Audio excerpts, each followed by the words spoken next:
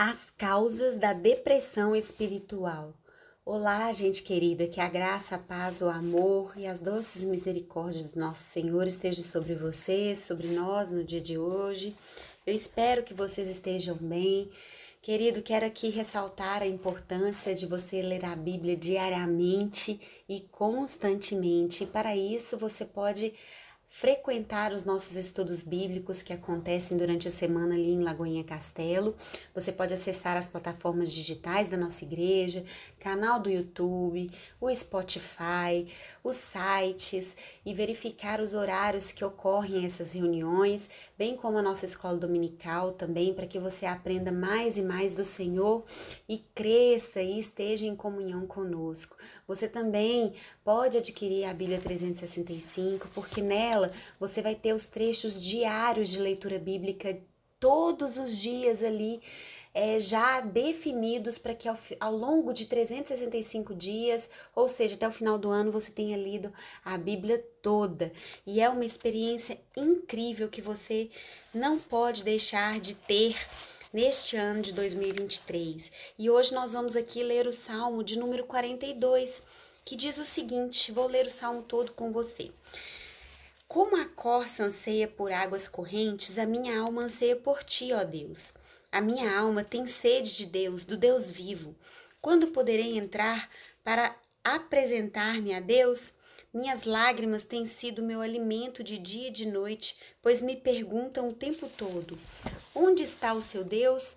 Quando me lembro dessas coisas, choro angustiado, pois eu acostumava ir com a multidão, conduzido à procissão, à casa de Deus, com cantos de alegria, de ação de graças, entre a multidão que festejava. Por que você está assim tão triste, ó minha alma? Por que está assim tão perturbada dentro de mim? Põe a sua esperança em Deus, pois ainda o louvarei. Ele é o meu Salvador e o meu Deus. A minha alma está profundamente triste, por isso de ti me lembro, desde a terra do Jordão, das alturas do Hermon, desde o monte Mizar. Um abismo chama o outro abismo, ao rugir das suas cachoeiras. Todas as suas ondas e vagalhões se abateram sobre mim. Conceda-me o Senhor o seu fiel amor de dia, e de noite esteja comigo a sua canção. É a minha oração ao Deus que me dá a vida.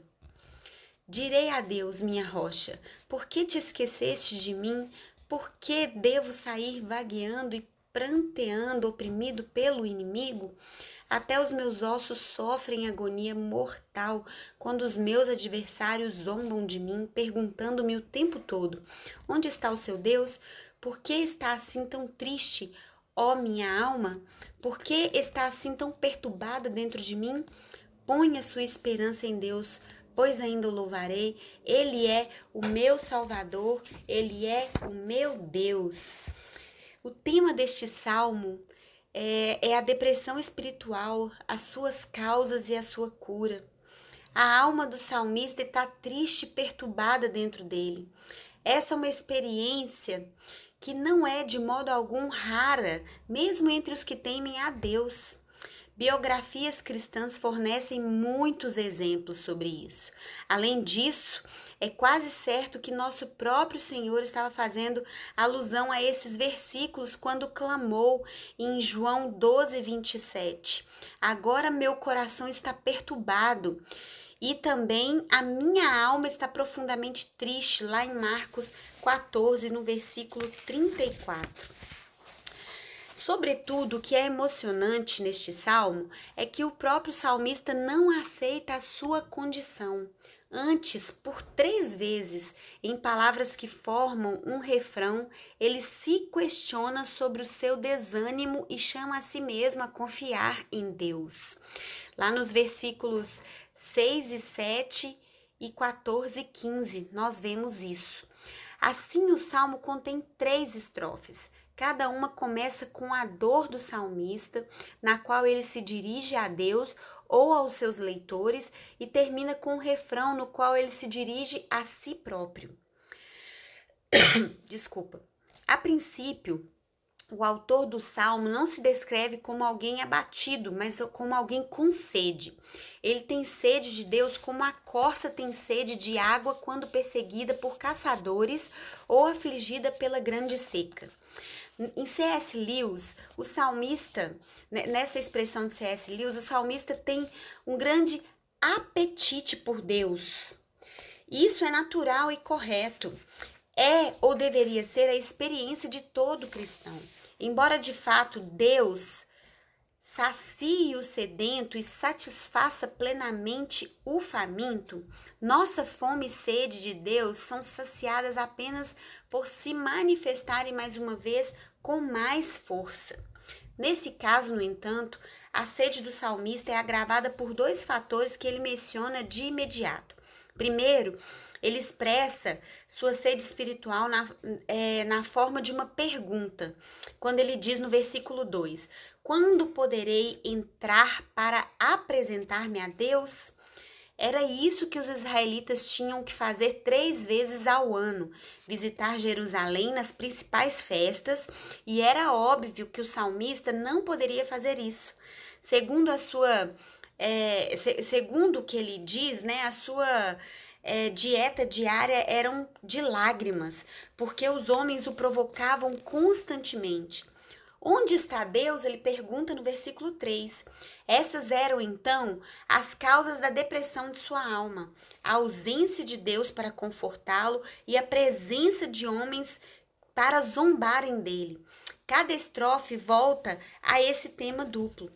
O senso de distanciamento de Deus do salmista se deve ao fato de ele estar forçadamente separado do templo e da adoração.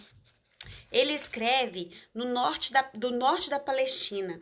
O Monte de Mizar, como nós vemos lá no versículo 6,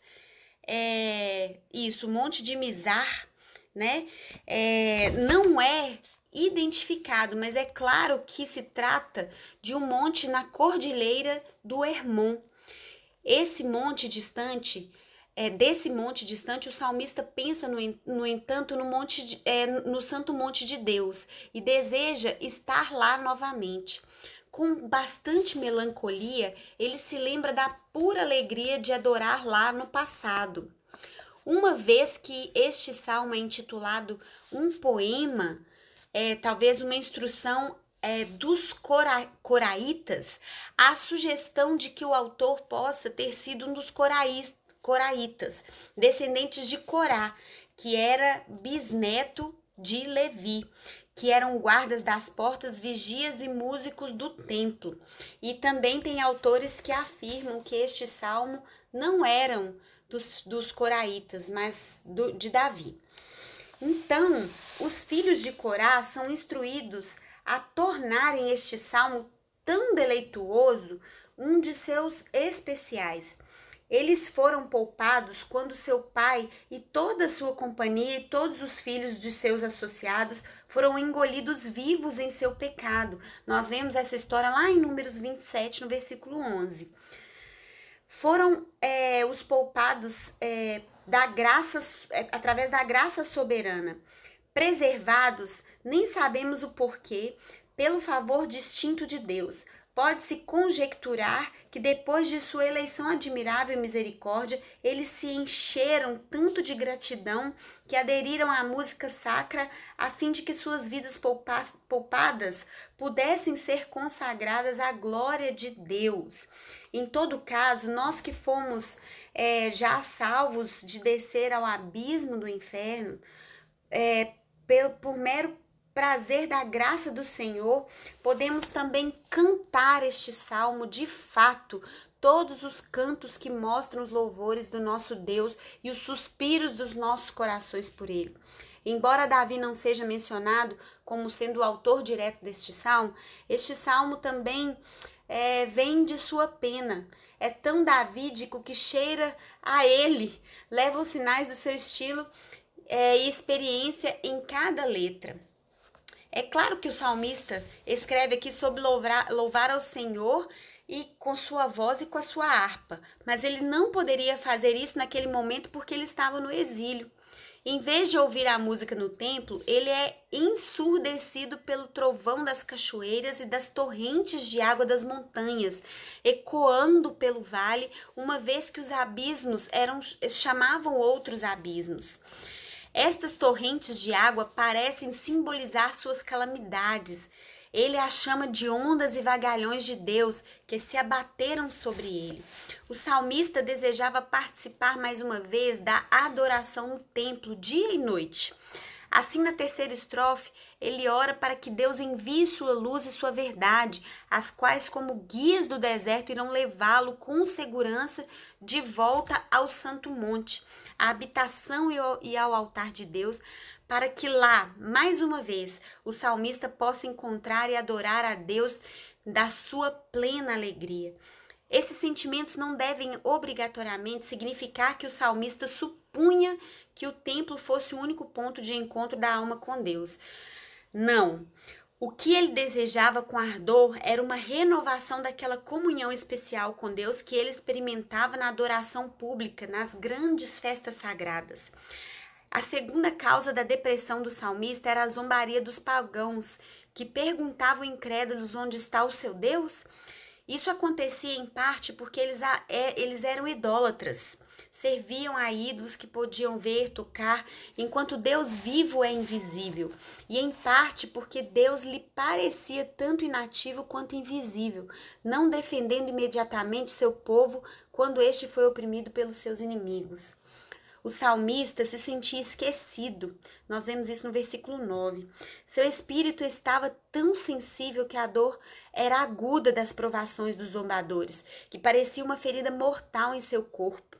Ele orou para que fosse defendido de um povo infiel e libertado dos homens traidores e dos homens perversos. A causa da depressão espiritual é uma combinação aqui de circunstâncias, de pessoas que o ridicularizavam por causa da sua fé em Deus e também o Deus vivo que elas zombavam pareciam-lhe indiferente e distante. À medida que o salmo vai avançando, nós vemos a expressão "pois ainda o louvarei". Não é uma simples previsão de mudança, mas um exercício ativo. Quando estamos desanimados, ouvimos as especulações amedrontadas do nosso coração. E se tal coisa acontecer? Talvez seja por causa disso. Aqui, pelo contrário, vemos o salmista não só ouvindo seu coração perturbado, mas dirigindo-se a ele, pegando a própria alma pela mão e dizendo: lembre-se disso, ó alma. Ele relembra ao seu coração as coisas amorosas que Deus já fez. Também diz ao próprio coração que Deus está operando dentro dos problemas. As ondas que se encobrem são as suas ondas. Essa meditação sobre o próprio eu é uma disciplina espiritual vital que todos devem fazer. Eu e você precisamos meditar sobre essa causa, sobre essa depressão espiritual e levar o nosso coração e guiar a nossa alma até Deus. Que Deus te abençoe e até amanhã.